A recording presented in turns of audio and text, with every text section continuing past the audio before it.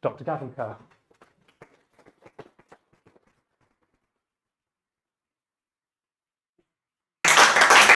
All right, thanks very much. So how are we all doing?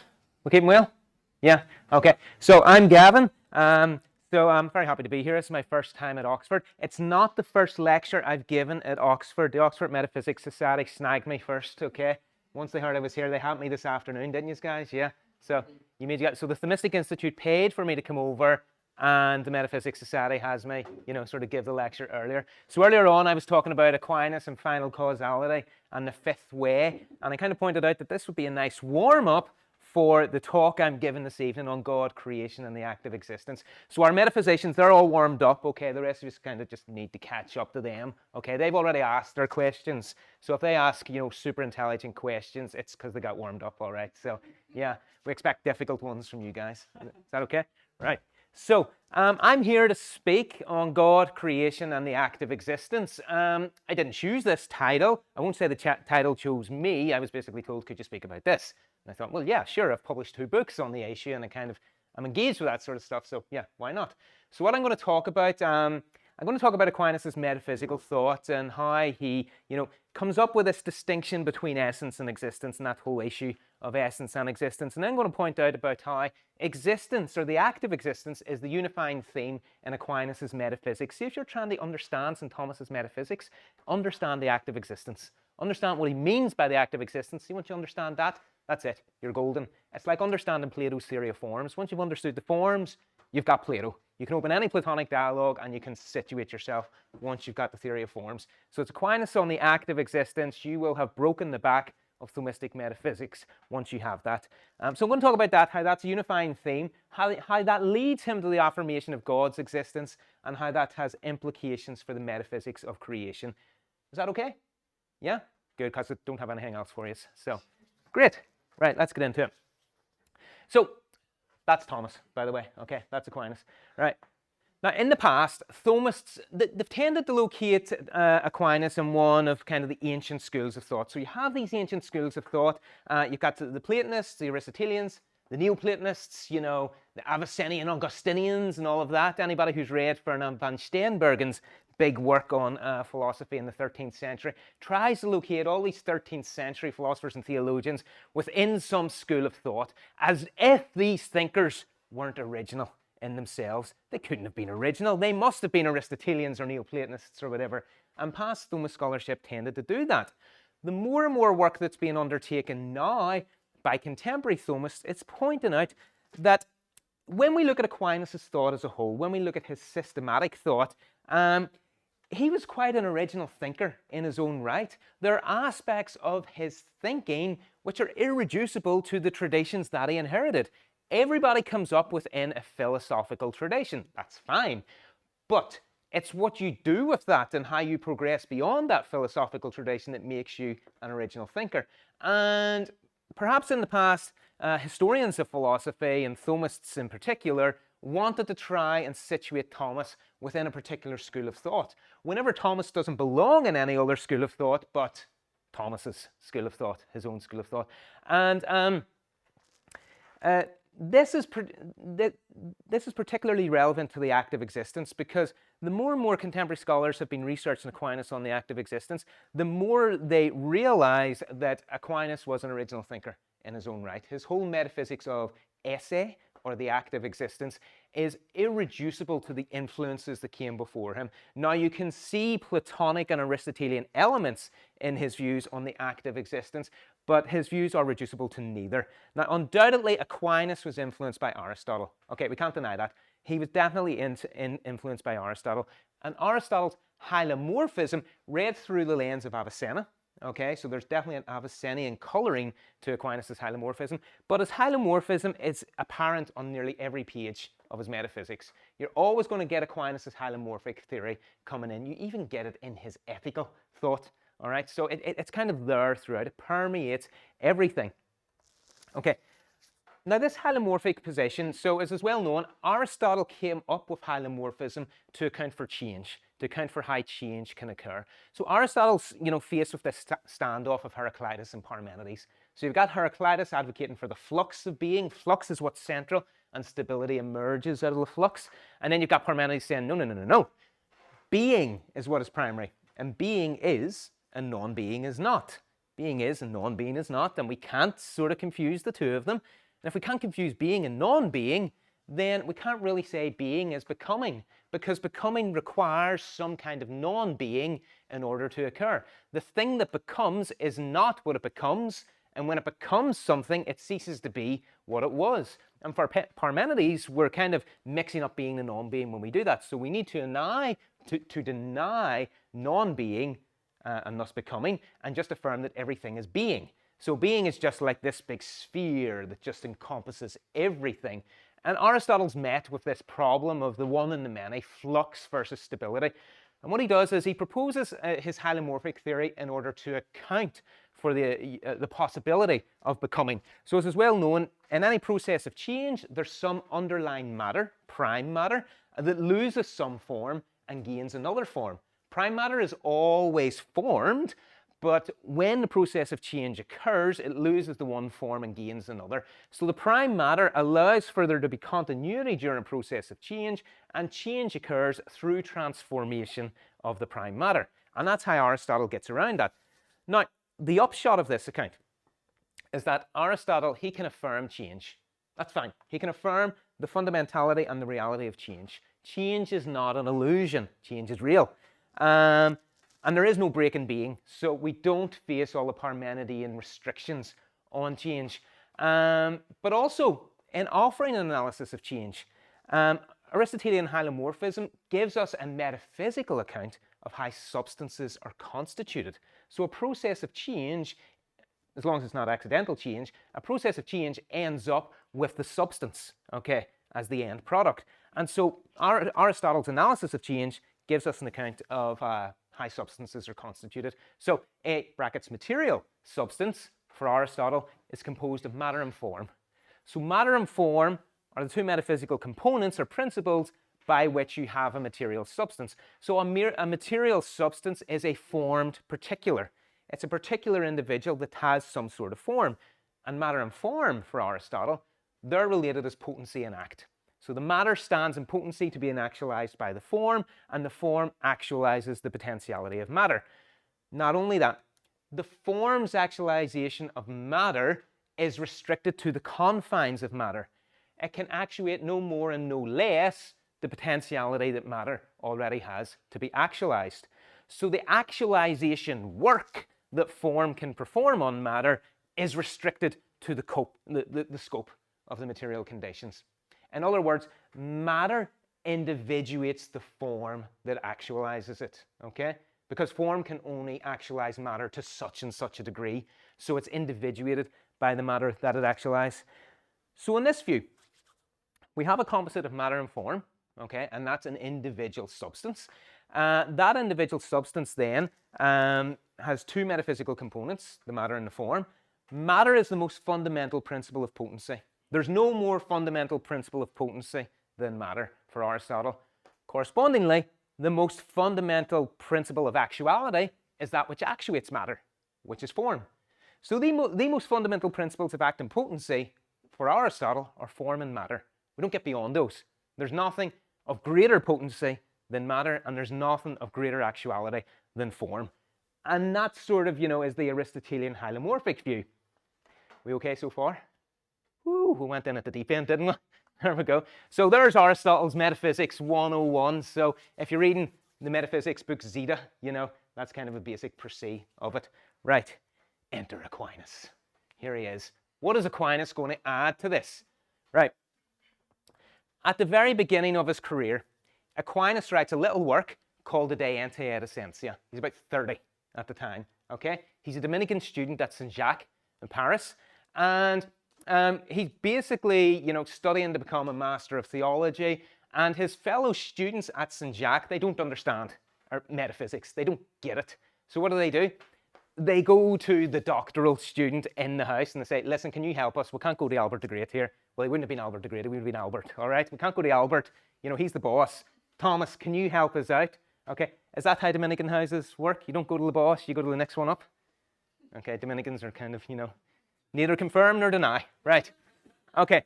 So they go to Thomas and they say, listen, we're not getting this. We just don't get it. Can you help us out here? So he writes the De Ente et Essentia. And in this De Ente et Essentia, he's about 30 years old at the time, he explains, among other things, matter, form, and essence. Okay. Once he does that, having dealt in the early chapters with essence as it's found in material things, he turns to essence as it's met with in immaterial things. Okay, so let's say we could have immaterial things. We're not saying that we do have immaterial things, but if we have an account of essence, it's going to have, in principle, to be able to be applied to immaterial things. If we have a metaphysics, it has to at least in principle apply to any possible being, material or immaterial, even if immaterial beings don't exist. So his account of essence is going to have to apply to immaterial things, but he's met with a puzzle. He's met with a puzzle here. If we assume an Aristotelian ontology, matter and form, matter the most basic principle of potency, form the most fundamental principle of actuality, immaterial things, because they're without matter, they're immaterial, they have no matter. So they have no potency, they're pure form. Okay? If they have no potency, because they have no matter, they're pure form, they're pure actuality. They're per se actual because they have no corresponding principle of potency. And as pure actuality then, they're on a par with God. So we have, possible immaterial beings, which are pure actuality, and they're on a par with God. Problem, all right?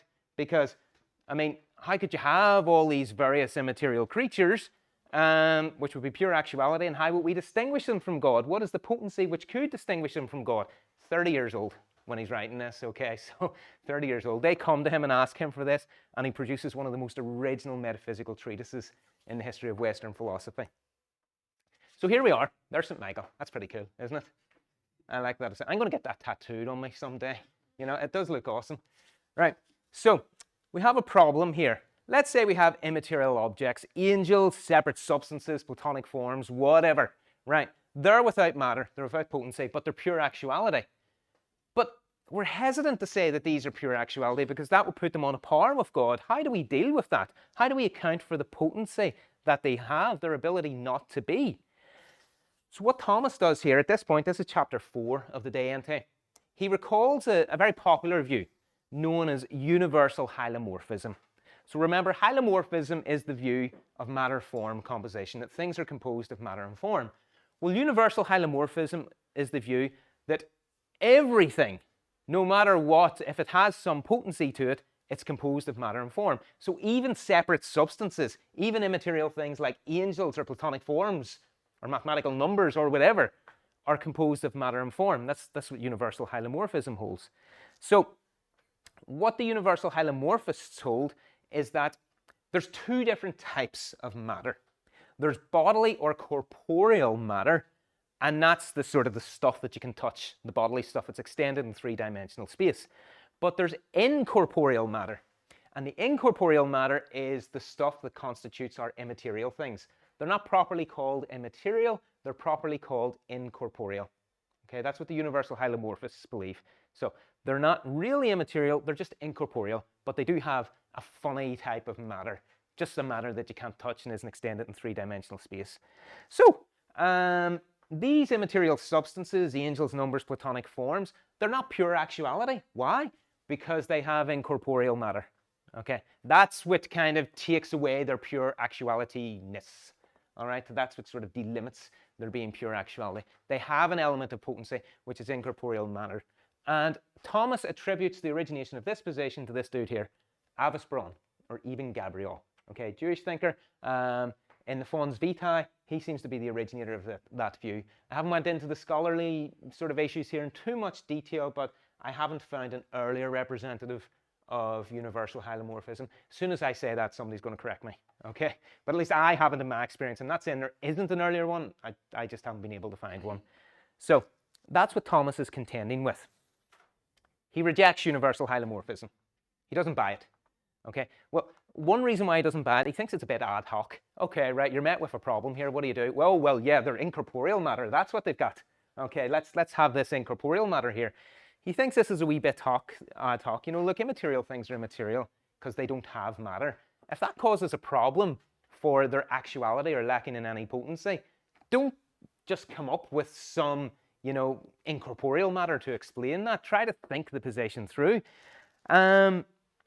He also rejects universal hylomorphism because it would conflict with another commitment of his, which is the unity of substantial form.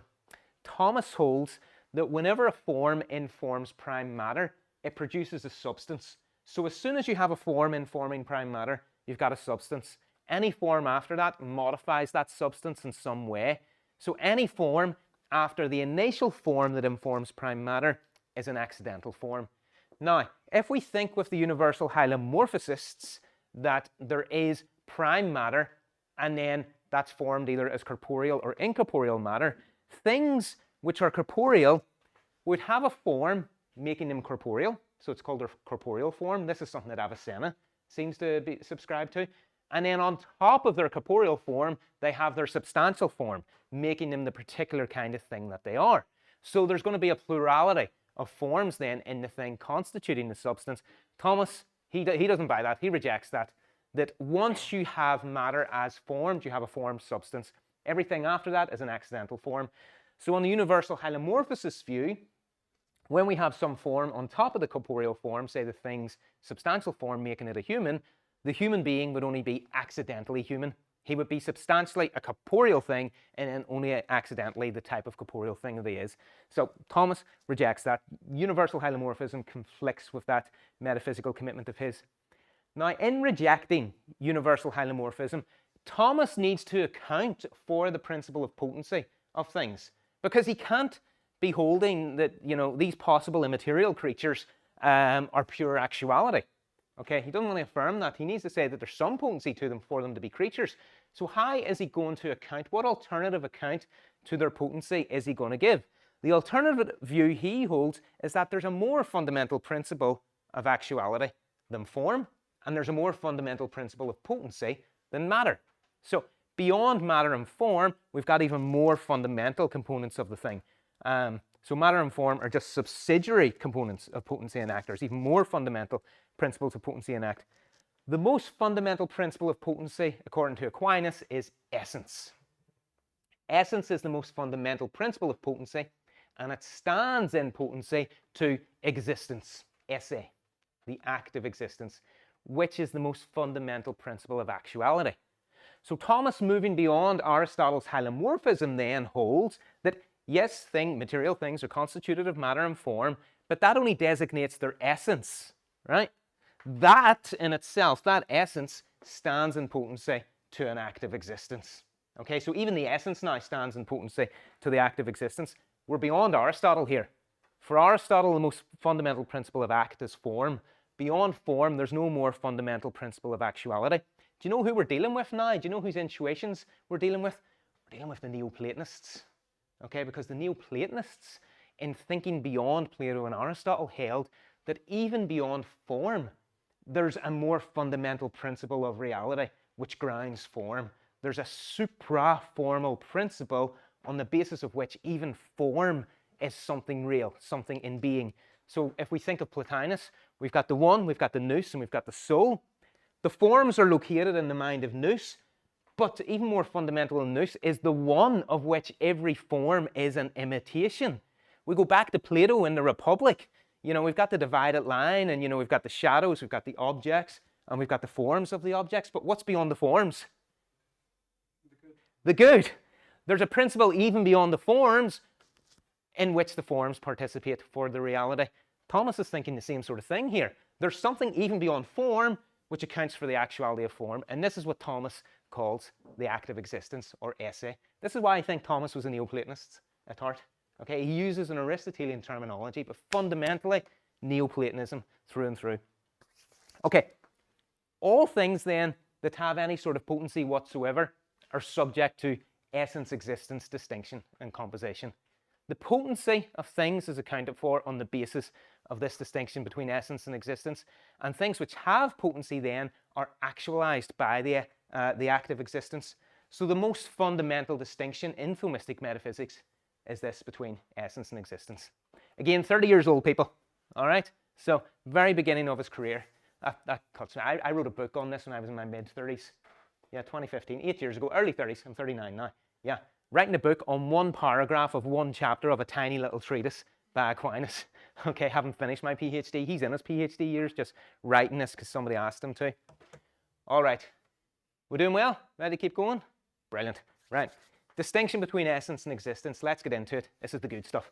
Right, throughout his career, from the De Ente right up to the end, Thomas offers us several different arguments for the distinction of essence and existence. And that is throughout. You'll find this in every stage of his career. He offers argumentation for distinction of essence and existence. Now, the argumentation that I find compelling myself, and that I've engaged with quite a bit, is the argument from De Ente et Essentia, chapter 4. Okay, this is the argument that I find very compelling. And this argumentation is drawn from the uniqueness of something whose essence is its existence. Okay, so it's drawn from this idea that something whose essence is identical to its existence would be absolutely unique. Notice the subjunctive there, would be absolutely unique. So Thomas is not committed to the actual existence of such a thing just yet. When this argument kicks off, he asks us to entertain the hypothesis of something whose essence is its existence. He says, just think of, the thought of something whose essence is its existence. Now let's analyze that conceptually. Okay, what would it be like? What would the features of it be, regardless of whether or not it actually exists? What would the features of it be? He's doing conceptual analysis. Doesn't make him an analytic philosopher, okay? But he's doing conceptual analysis here. And he's asking, what can we affirm about this, even if we don't know that it exists, right? And he's going to argue that it's absolutely unique. So its essence is identical to its existence. So Thomas holds it's going to be pure existence itself. If its essence is just esse or existence, it's just pure existence itself, nothing else. Thomas argues that if that's what it is, then there's nothing independent of it to which it could stand as subject, which would multiply it. There's no principle of multiplicity which would multiply something which is pure existence. This is because if it's pure existence, anything which exists other than it derives its existence from it. Other than it, there is nothing. Okay, it's pure existence. Other than it, there is nothing. So if there is anything other than it, it's an effect of it. It's going to draw its existence from it. So any principle which could multiply this thing would be an effect of it. And so it wouldn't stand in potency to that principle. So Thomas goes through a lot of the different ways in which things could be multiplied, and this is in De Ente chapter 4. So he says, take the way a genus is multiplied into a species. You've got the genus animal multiplied into a species human.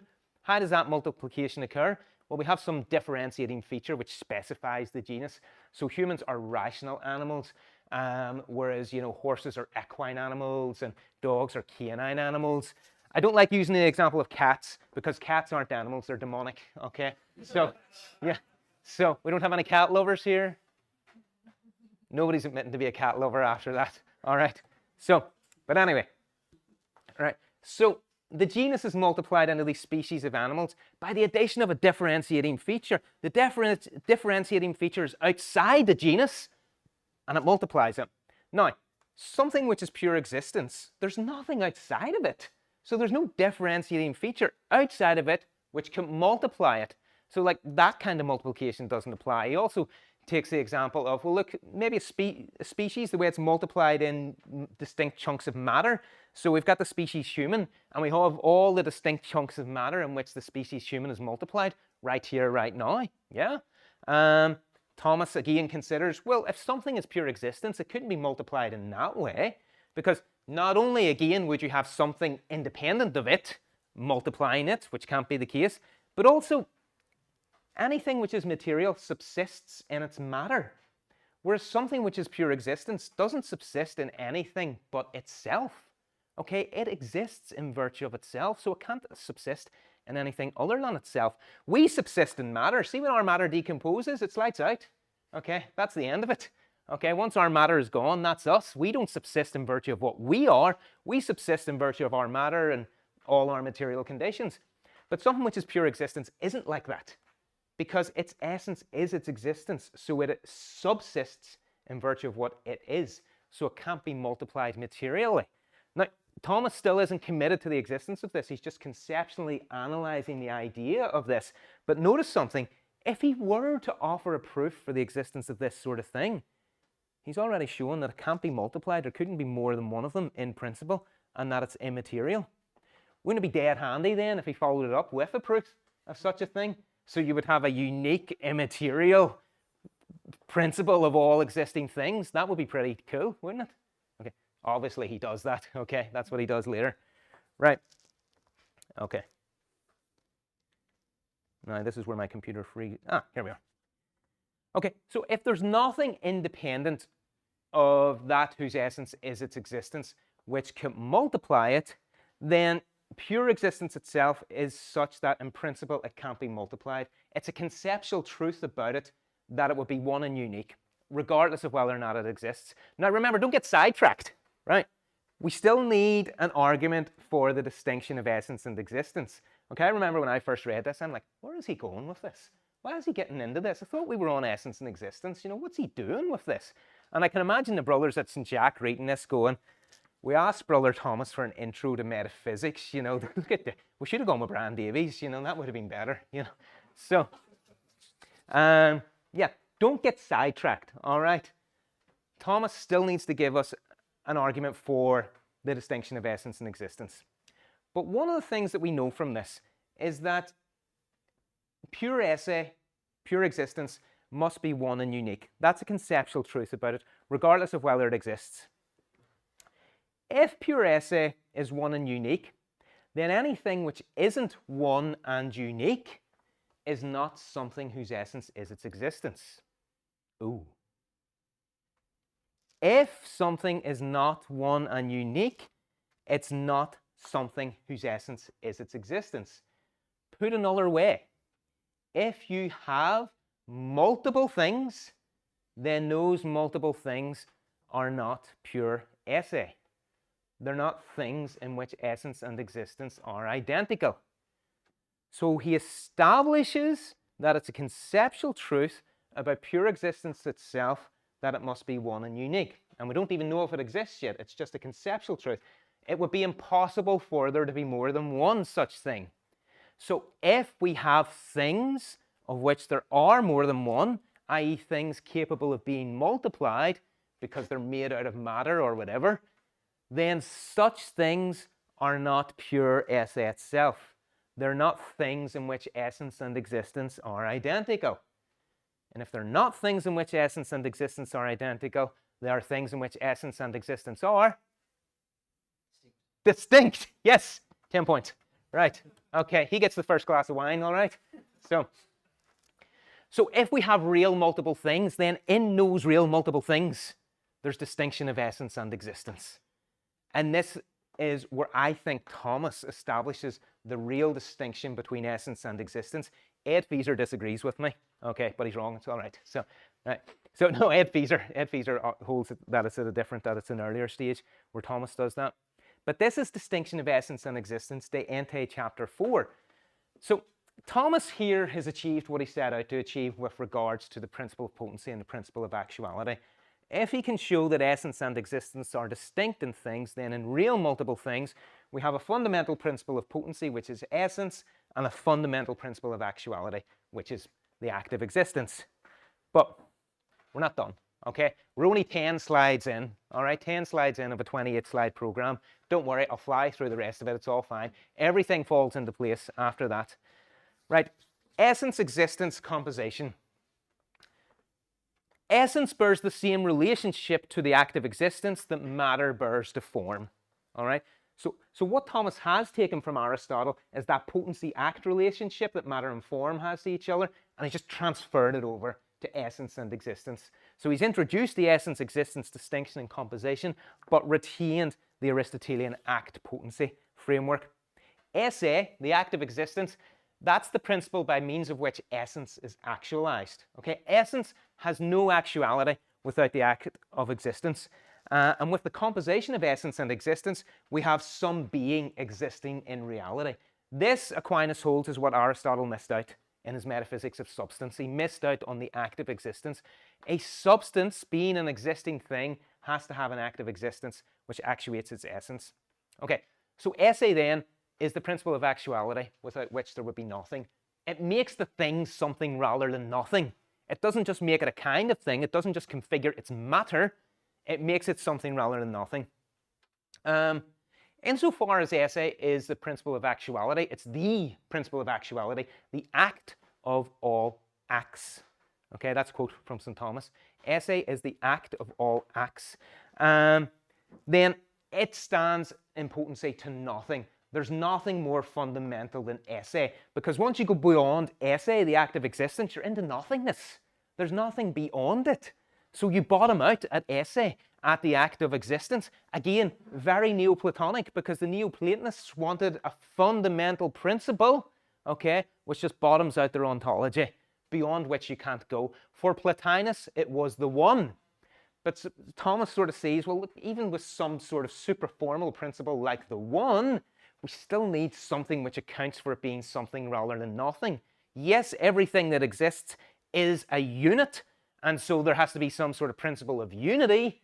That's not the one, okay? That was Plotinus' view, that the one is the principle of unity. Thomas like, no, it's not the one, it's, you know, the act of existence. That's what unifies everything and grants actuality to things. So esse is the act of all acts, and in other circumstances, he says, it's the perfection of all perfections. Because if all actuality is found within esse, then everything is complete, made complete through esse. So it's what perfects everything, the perfection of all perfections, not just the actuality of all actualities. Okay, so check it out. Right, so 5 animals here. Those who know. Does anybody know what these 5 animals are? No? Go ahead. Yeah, well, at least these 2 are. Yeah, I had to put in 5. So I'm giving the example about how, you know, different types of things have specific acts of existence. The act of existence of a praying mantis is not the same act of existence as a viper or a tiger or a monkey or a crane. Okay, so the point that I'm going to get into is that the act of existence is limited by the essence which receives it. In the same way as form is limited by matter, the act of existence is limited by the essence that receives it. Now, you're right. These 5 animals are from Kung Fu Panda, but why are they in Kung Fu Panda? Because in Shaolin Kung Fu, there are 5 animal styles, and these are those. I do Kung Fu, okay? So I had to put these in, all right?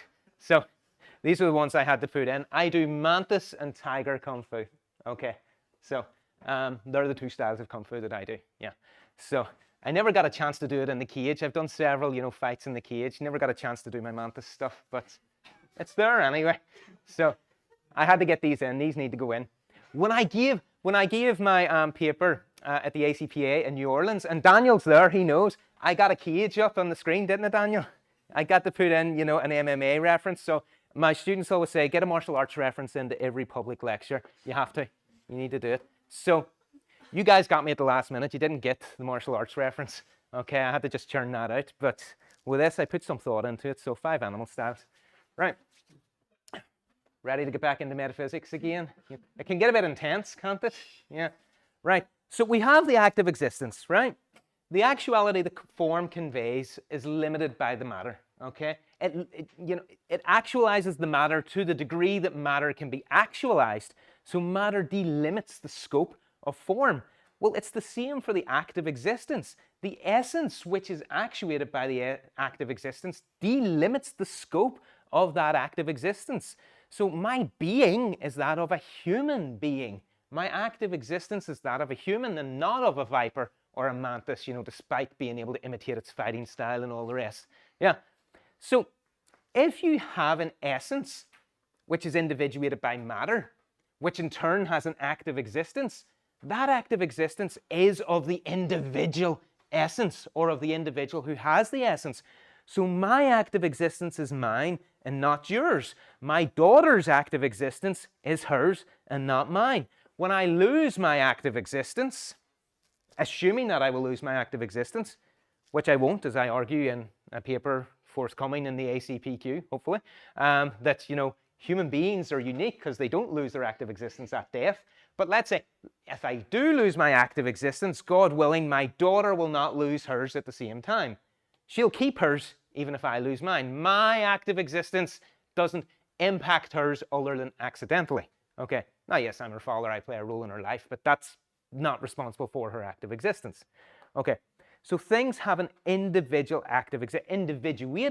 active existence, and all this stems from a principle that Thomas endorses, that unreceived act or actuality is unlimited. That unless actuality is received by some distinct principle of potency, that actuality is unlimited. It's the potency which the actuality actualizes which limits the scope of that potency. So my active existence makes me exist, no more and no less. If there were some part of me not actualized by that active existence, it would be nothing, and thus not a part of me. So my active existence just actualizes me completely, no more and no less. Same for you, and same for every individual that exists, including master, mantis, and monkey, and all up there. Right. So an individual existent is a composite of essence and existence. It's composed. It's a composite union of the two. The composite doesn't possess the active existence to its full universality. It's only an individual limited active existence that it has. So it just participates in its active existence. Participation, methixis. Remember what Aristotle had to say about participation and the Platonists and the metaphysics? He was like, no, no, no, no, no, no, no. The Pythagoreans, they talk about how reality is an imitation of numbers. The Platonists, they talk about participation. They've just changed about the words, but they've got no more clarity than the Pythagoreans. You know, Aristotle's biting comments against the Platonists. See the exact passage where Aristotle, you know, really just is very sarcastic about the Platonists. When Thomas is commenting on that, he comes to their rescue. He comes to the Platonists' rescue. And he says, well, look, what the Platonists meant by participation was this, which I'm going to tell you about. Okay? Thomas gives a definition of participation, what it means to participate. And in his commentary on the De Heptamatibus of Boethius, Thomas gives, you know, a straight up definition of participation and the different kinds of participation that we can have. A definition of participation which, to my knowledge and to the knowledge of, you know, the sort of the scholars writing about this, we can't find any other definition before Thomas. He seems to have been the first to give this definition. So Louis Bertrand Geiger, who wrote a book on participation in the philosophy of Thomas Aquinas, points out that there just doesn't seem to be any historical prelude to this. And what Thomas defines participation as is the possession of some kind of actuality which, universal in itself, is possessed individually. Okay? Some sort of actuality which, whilst universal in itself, is possessed individually. And in possessing it individually, one participates in that actuality.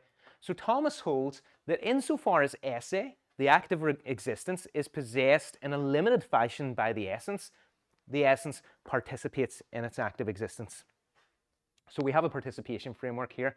We started out with an act potency framework. We still have it, but now it's been integrated within a participation framework. We see Aristotle and Aristotelianism and Platonism come together. And in a wee treatise called the De Substantis Separatis, Thomas actually argues in one of the chapters that Aristotle's act potency distinction is really the same as the Platonic participation framework. There is no real difference between the two of them, which is quite interesting. All right, so that's essence and existence. Now we get to the good stuff, the meaty stuff. The per aliud is reducible to the per se. This is this principle that the per aliud is reducible to the per se. We're going to fly through this stuff, okay? It's really exciting stuff, but we're just going to fly through it. What does Thomas mean by this? What does he mean here? Composites of essence and existence, they have existence, the active existence, in a participated sense, okay? So they don't have existence essentially. They don't have existence per se. They have it through an other, per aliud, or per participationem. So it's not something that they have in themselves. They have it through something else, okay? What does it mean to possess the active existence through something else? It means to possess it in a derived fashion, all right? It means to possess it in a non-intrinsic fashion. I don't have the active existence in the way that I have the ability to laugh. This is an argument that he makes in the De Ente. I have the ability to laugh. Why? Because I'm a rational animal. I can get a joke. Okay, I can't really, right? So I can get a joke and I can laugh, all right? So that's something that I have because of what I am.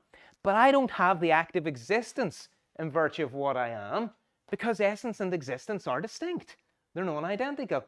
The active existence actualizes the essence, so you can't have the active existence flowing from the essence in the way that my risability flows from my essence. So I possess the active existence extrinsically. There's some extrinsic principle or other through which I possess the active existence. Now, what about that extrinsic principle? Okay, what about that other from which I have the active existence? Does it have existence per se or per aliud? And if it has a per aliud, what about the other through which it has its active existence? In other words, Thomas is setting up a causal regress here in the order of the active existence. We have a cause of the existence of the thing. Well, what about the existence of that cause? And what about the existence of that cause? And so on, and so on, and so on. So he's setting up this causal regress in the order of existence. And how does he terminate it? Well, the way in which he terminates it is by considering per se ordered series, or essentially ordered series. The Metaphysics Society are groaning right now. Okay, you got like 45 minutes of this earlier, right? So essentially ordered series or per se ordered series. Thomas uses the terminology of per se ordered series, where at Oxford, Scotus used the terminology of essentially ordered series. There are distinct metaphysical differences between how Thomas and Scotus conceived of these series, but not much rides on that terminology. Okay, but it's just so you know. I mean, Scotus is the essentially ordered series terminology. So we distinguish two types of causal series.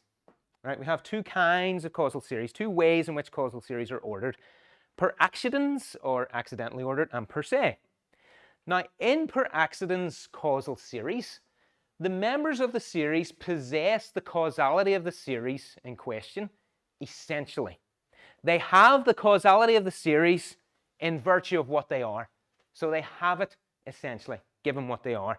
And the example which is usually offered here is fathers producing sons. So we have a series of fathers producing sons. Peter fathers James, and James fathers John. And John fathers whomever, and Peter is fathered by whomever. Right. So the causality at work here is paternity. Okay?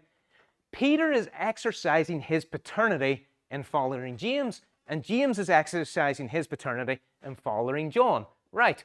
How is Peter able to exercise his paternity? How is he able to do it? Well, because he's a biologically functioning male. Okay, so being a biologically functioning male, he is able to do what needs to be done to father a child. Right, and James is able to do the same with John. Now notice something there. When Peter fathers James, when Peter brings about James, right, that's it. He doesn't need to do anything more. His causal activity is done. His action as a cause in that series is complete. Once James has been fathered, Peter can drop out of the series. Okay? James, in order to father John, okay, Peter's grandson, he doesn't need Peter's help. Okay, he doesn't need Peter to help him to father John. That would be weird, okay? If James needed his father's help to father his own child. No, just don't go there. That doesn't happen, right? So, you know, the example I gave earlier, right, we're teaching some Irish slang here, okay? Have we heard of wetting the baby's head? Wetting the baby's head? It's a ritual we perform in Ireland, okay? It's not liturgical, it's not ceremonial. Well, it is a ceremony, okay? And it's nothing to do with baptism. When you wet the baby's head, your child is born, you're like, oh yeah, lovely, lovely, brilliant. You go out and have drinks, all right? And the drinks is wetting the baby's head. Now you know, okay? Right, now you know. So, don't ask about the crack, all right? So, you just want to ask about the crack now? Okay. Ask afterwards, all right? So, Peter fathers James. James is in the hospital. It's like, oh, cute, lovely baby and everything. Well, yeah, you're getting looked after and everybody's fine. Right, you're good, we're golden. I'm going out for a few drinks, right? Peter goes out for a few drinks and unfortunately dies. Right, Peter's dead. Peter is gone, right? James grows up without Peter. But can James still father a child? Well, let's hope so. Yeah, because he's fathering John, right? So he's given Peter a grandson, even Peter's not there. So Peter is not in the series, right? So he's not responsible for his grandson. James is responsible for his grandson.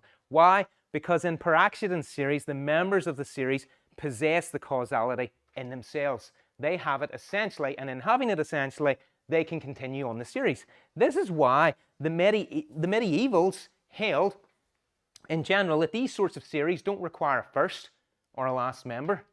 They are actually finite, but potentially infinite. Okay, you can have one member coming in, doing his causal duty and dropping out. The next one doing his causal duty and dropping out. As each prior one drops out, a new one takes its place. So actually finite, potentially infinite. And that's per accidens ordered series. But by contrast, we have the per se ordered series. And these are the special ones that Thomas focuses on.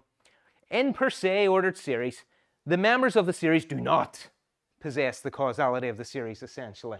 They're not like Peter, James, and John with their paternity, which they have in themselves. They don't have the causality of the series, essentially, here. And the example that is typically given is that the agent moves his hand to move the stick to move the stone. If that sounds familiar to you, you're right, that's from the first way. In the first way, Thomas uses that example. I've replaced it with the golf example here. Anybody play golf? Wonderful. I started playing golf because I got tenure. All right? So now I've got tenure, I have to play golf. Forget MMA, forget tattoos and all. I'm playing golf. I'm also learning to ride a motorbike. Okay? So they're the two things I'm doing now I've got tenure. I'm just realized this is being recorded, Brother John, isn't it? The whole Thomistic Institute around the world is getting this. Wonderful. Don't edit that out, okay? I want Thomas Joseph White. Thomas Joseph, do you hear this? Okay? I want people to hear that. Right. So, we have the mental agent. The agent moves his hands to move the golf club to hit the golf ball. In this example, in these examples, the members of the series, they don't have the causality in the series itself. What sort of causality is going on here? Motion, okay? The agent is inducing motion to his hands, to the club, and to the ball. The hands, club, and ball in themselves are just hands, clubs, and ball. They can be hands, clubs, and balls, essentially, without moving. The mental agent induces motion to them, so they participate in the causality that the mental agent gives them. Without the mental agent granting them causality, they would be immobile. They wouldn't have the causal actuality of the series in question. So they would be without their causal actuality. And that's what distinguishes per se ordered series, that the members of the series just don't have that causality essentially, so they need a cause for their causality. Another example is the fire heats a pot to heat the contents of the pot. The pot and its contents just don't have heat, essentially, so they need to be placed next to a source of heat in which they participate for their heat. Okay, so the hand, stick, and stone, they're immobile without a cause for their causality. The other, they have their causality, their motion per aliud through another, per participationem. The other through which they derive their causality does not possess that causality in a derived sense. So the mental agent doesn't possess motion in a derived sense. The mental agent just is able to get up and go and originate motion, given what it is, i.e. a mental agent. That's just a feature of agency. Same for the fire. The fire doesn't possess its heat from another source. The fire is the source of heat. It heats, essentially. It's able to originate heat, and then the things like the pot and the content participated in it from the source of heat. So in per se series, the cause of the causality possesses the causality per se, or through itself, and the members possess it through another. Okay, so that's what I've just said there. All right. Now what all this tells us is that if per se ordered series do not have a cause for their causality, then there's no such series in question. If the hand, stick, and stone didn't have a cause for their being moved, then they would just be hands, sticks, and stones. They wouldn't be connected in a causal series unless there's some other source of motion which moves them. So there isn't any sort of causal connection in this series unless you have a cause for the causality which induces that causality into the series.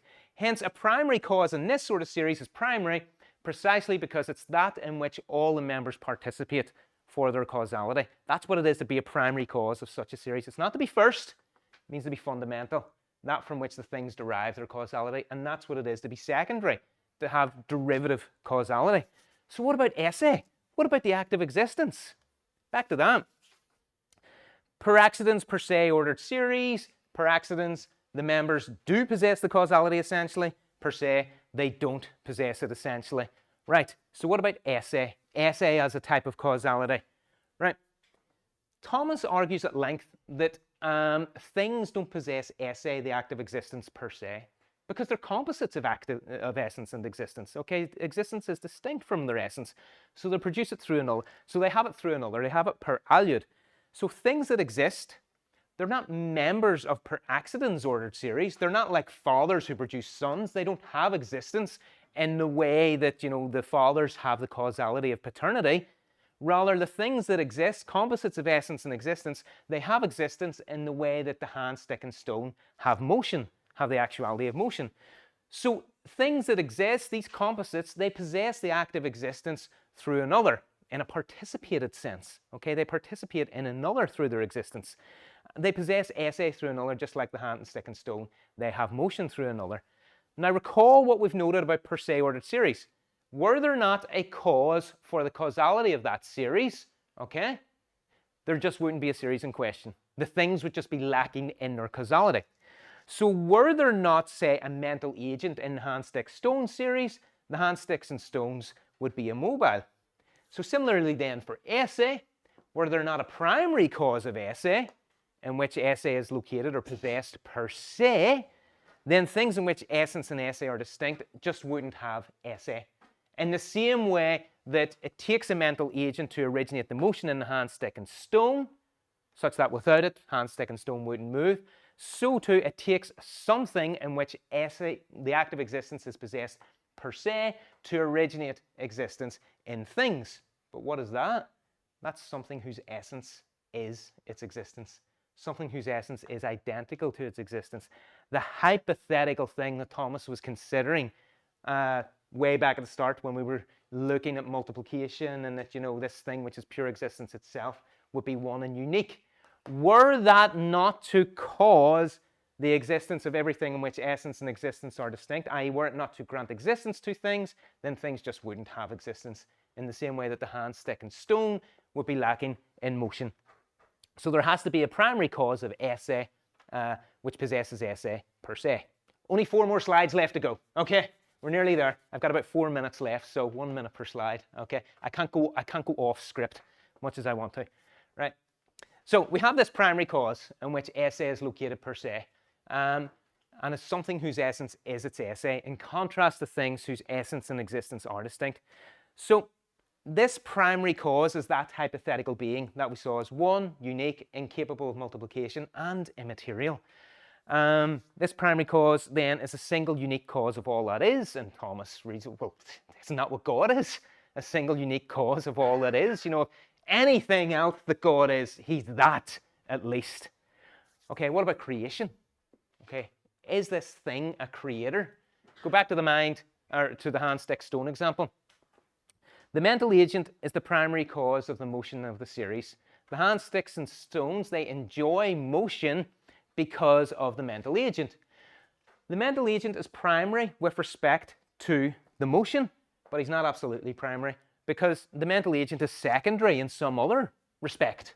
All right, the mental agent is secondary with respect to his existence. Primary with regard to motion, secondary with respect to existence. So a primary cause is primary only with regard to the causality of the series of which it is the primary. So it's primary with regard to motion, perhaps secondary with regard to something else. What about the primary cause of esse? What about the primary cause of existence? Is it only primary with regard to existence, but secondary with regard to something else? Think about that. Is it only primary insofar as it causes existence, but it might be secondary in some other respect? Well, here's how Aquinas deals with that. Esse is that actuality without which there would be nothing. Okay? So other than esse, other than the act of existence, there is nothing. If we have a primary cause of existence, okay, of esse, all right? If we have a primary cause of esse, other than that primary cause, there is nothing. Okay, that primary cause is responsible for granting the actuality without which there is nothing. The mental agent in initiating motion in the series, okay, isn't causing something without which there is nothing. Even if it didn't cause motion, there would still be other things in existence okay, to which it would be subject and causing it. But the primary cause of esse is the cause of that without which there is nothing. So anything that is other than this primary cause is an effect of it in some way. And if anything that is an effect of it in some way, then there is nothing independent of it which could be the cause of it. So in being the primary cause of esse, or the act of existence, it's absolutely primary. There's nothing to which it stands in subject that could exercise causal activity over it. So any actuality that is had by anything at all derives its actuality from the actuality of esse, or the act of existence. Motion and heat, they don't exhaust actuality. Okay, they're just particular actualities. The primary cause of motion, or the primary cause of heat, they're only primary in some respect and secondary in others, but the primary cause of esse is absolutely primary because there's nothing independent of it, no actuality of which it's not the cause. So it's absolutely primary cause. Now, given that it's absolutely primary, there's nothing of which it is in need to bring things into existence. It doesn't need to bring things into existence because it's absolutely primary. It has no need that it seeks to fulfill. It makes use of nothing in order to originate things. There's nothing that it uses to bring things into existence because it's what grants existence. So the mental agent, the fire, they both make use of things and depend on things in order to bring about their causality. Okay, so their causality is not exercised ex nihilo, from nothing. It's exercised from something. The fire needs wood. The mental agent needs things to give motion to. But the primary cause of existence, primary cause of esse, originates all things that have existence. All things exist, have existence through it, and without which nothing, in which case its causality is ex nihilo. So it is a primary cause of all that is, and its primary causality is exercised, from nothing, ex nihilo. Doesn't use anything at all to create or to bring things into existence. But what else is God than a single, unique, immaterial cause of all that is, making use of nothing to bring things about, i.e. a creator ex nihilo. So God then on this account is a creator ex nihilo without whom nothing would be. That's what I have for you. Hope you enjoyed it. Thank you.